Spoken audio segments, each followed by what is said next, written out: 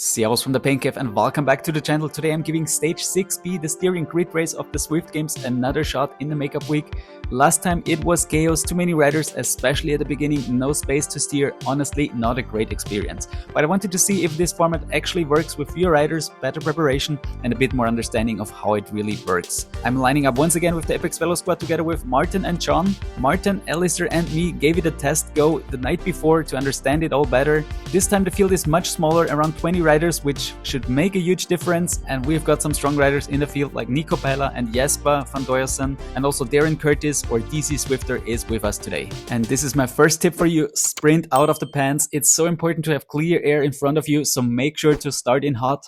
Thanks for all your comments in my video, and especially to Chris, who really motivated me to go out there and give it another try. With a racing score of just below 300, he set the 27 fastest stage time, which proves with the right technique you can beat everyone in your category. And one more tip, never ever look back. I almost screwed it up here because it took way too long for the camera to change back. And you don't want to look behind, you have to focus on all those blue and red pads in front of you.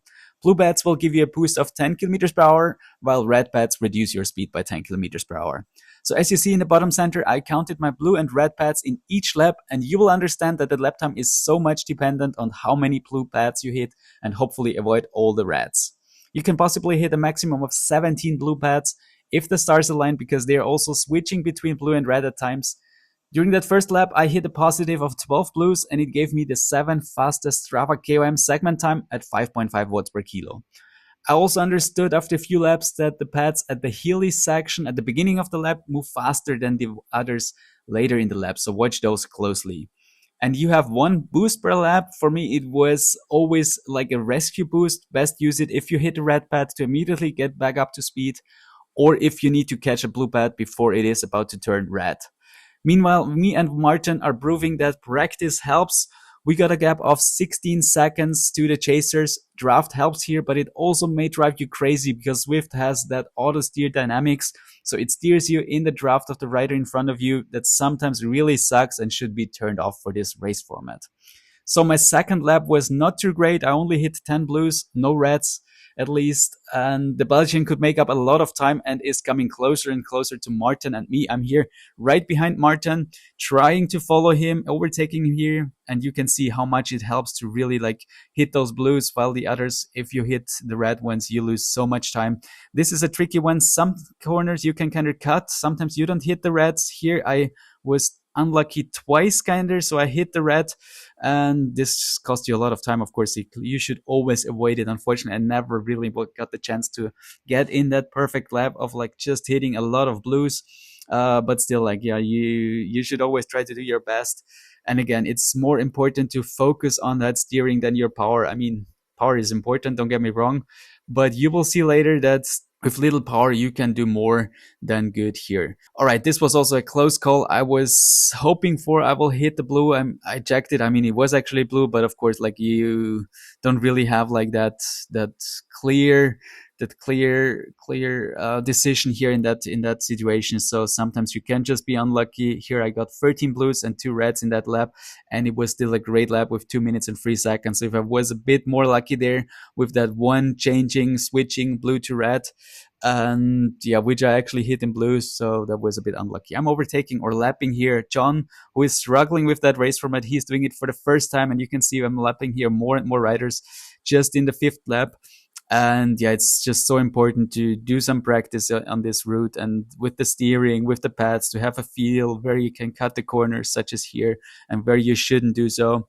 And yeah, this just helps you so much, and it's absolutely crucial. So 5th lap, I did 12 blues, 0 red pads, so that was a time of 2 minutes 4 seconds.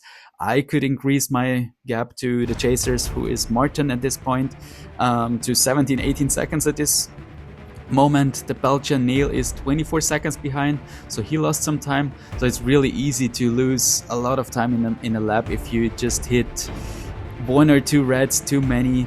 And yeah, that's just so crucial to be cautious, but also risk a bit. Sometimes you can do that. You can risk a bit more than in other situations, and again, like, to have that rescue boost is always very helpful. All right, 6th lap was pretty slow, 10 blues to reds, time of 2 minutes 14 at 300 watts. So you could probably see if you were watching my power and time, it's definitely more dependent on how many blues and reds you hit there, because this will give you really the speed, and this will really guide you through that lap really fast. This was a pretty strong one here. Just missed that one. That was a bit unlucky here, but else I'm just coming always really close to these blues, and I'm hitting 14 blues while 1 red, and that gave me a time of 2 minutes 4 seconds at 287 watts. So you could see the lap before I did 300 watts but was 10 seconds lower. Final lap here, I tried to push it one last time, send it as hard as I could, hitting the first blue here. Maybe we can do a perfect lap at the end. Second blue, successful. This is the easiest section here. You should always hit the blues here because that's pretty easy to hit. Also here you could see I used my boost here to just hit that blue before it is turning red, and yeah, then here I was unlucky in the corner, and yeah, and this is the crucial thing. That's when I just missed here very shortly, and yeah, you can see they're just turning blue, just turning red in front of me, and I'm just missing all of those, and I have no chance to get any more blue bat here. That was a bit unlucky here at the end, but this is how it is. And final lap here, 2 minutes 11 at 333 watts, so you can see how much difference it makes if you hit a lot of those blues well as no reds. So I took the win 24 seconds ahead of the Belgian Neil. Martin finished in 3rd place. Great performance by him. Both his power numbers and steering game were spot on today. But again, this is a completely different race format. It's not just about power. If you don't practice this beforehand, you have 0 chance.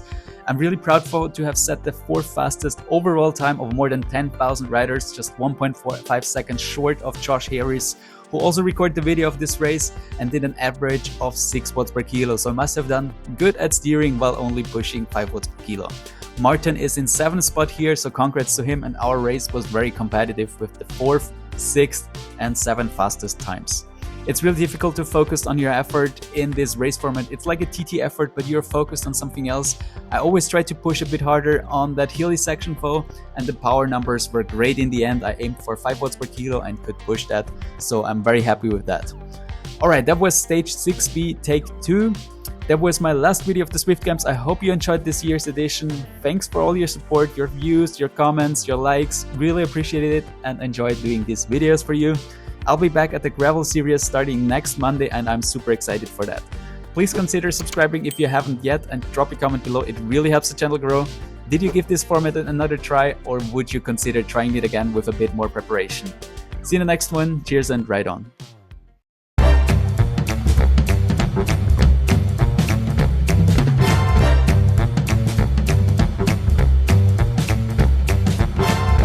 Remember to subscribe.